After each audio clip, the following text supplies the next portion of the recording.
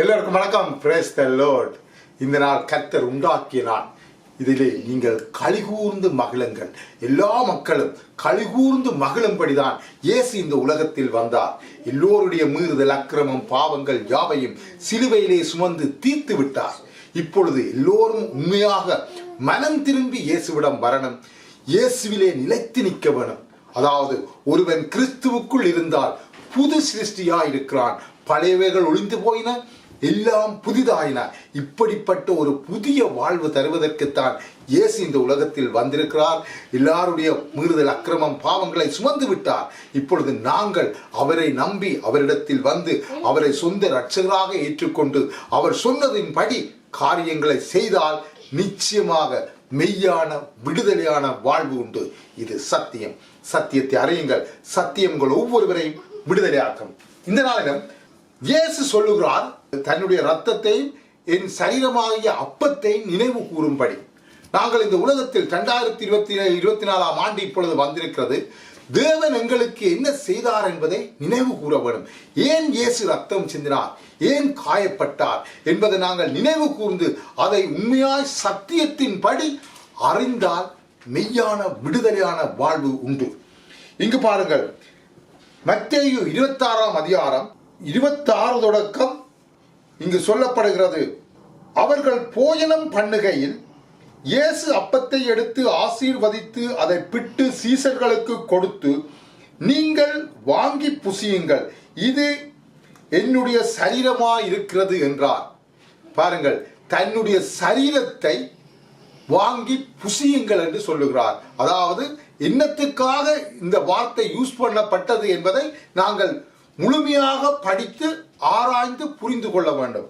பின்பு பாத்திரத்தை மடுத்து ஸ்தோத்திரம் பண்ணி அவர்களுக்கு கொடுத்து, நீங்கள் எல்லாரும் இதிலே பானம் பண்ணுங்கள், இது பாவ மன்னிப்பு உண்டாகும்படி அநேகருக்காக சிந்தப்படுகிற புது உடன்படிக்கைக்குரிய என்னுடைய இரத்தமாக இருக்கிறது.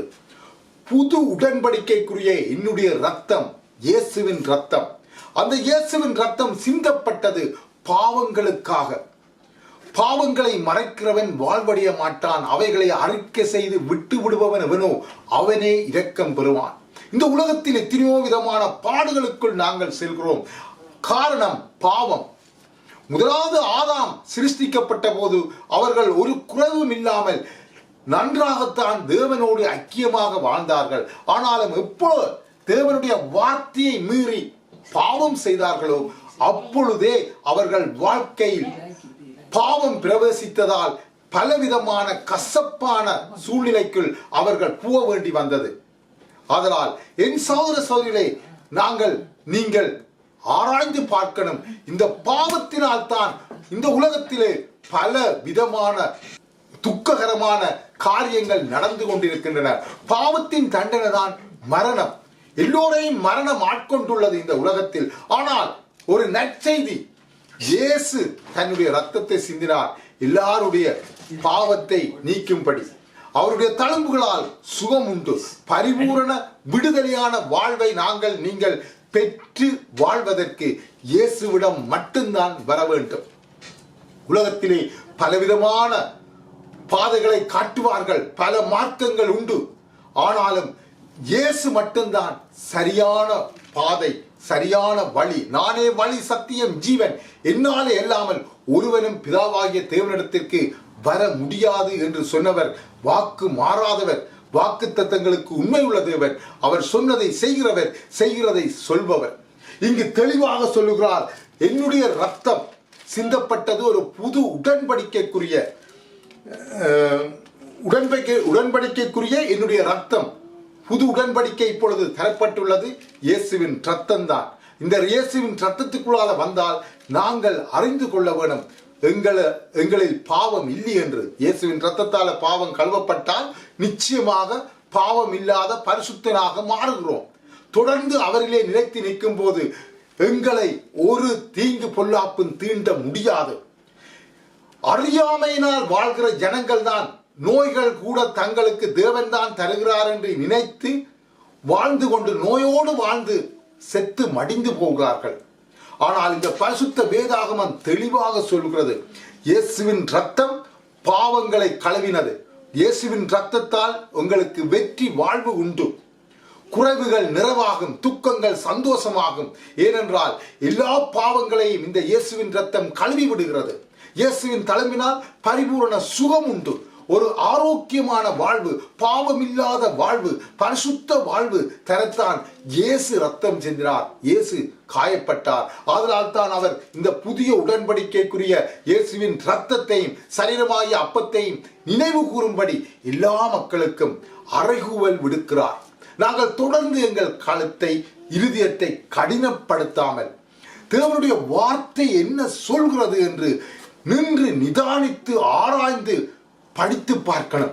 இந்த வார்த்தை சொல்லப்பட்ட காரியத்தை நாங்கள் சரியாக அறிந்து உணர்ந்து புரிந்து கொண்டு அதன்படி எங்கள் வாழ்க்கையை மாற்றினால் நிச்சயமாக ஒரு குறைவும் இல்லாமல் நிறைவான சம்பூரண விடுதலையான வாழ்வு உங்களுக்கு இந்த உலகத்தில் வாழ முடியும்.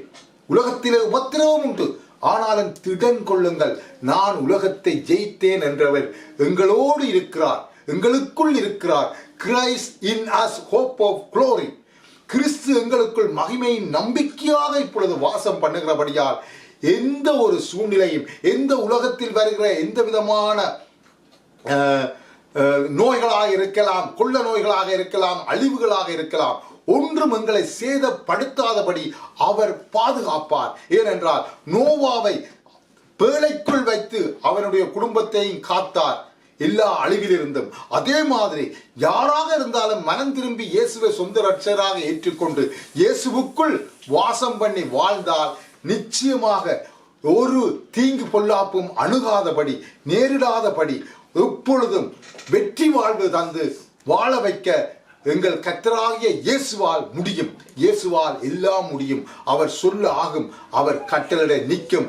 ஆதலால் நீங்கள் இயேசு எங்களோடு இருக்கிறார் என்பதை புரிந்து கொண்டு இயேசுவின் இரத்தத்தையும் அவருடைய சரீரமாகிய அப்பத்தையும் அனுதினமும் கான்ஸ்டன்ட்லி இடைவிடாமல் நினைவு கூர்ந்து வாழ வேண்டும். அப்பொழுது வாழும்போது நிச்சயமாக ஒரு மெய்யான விடுதலையான வாழ்வு எங்களுக்கு, உங்களுக்கு, எல்லோருக்கும் உண்டு. இது சத்தியம்.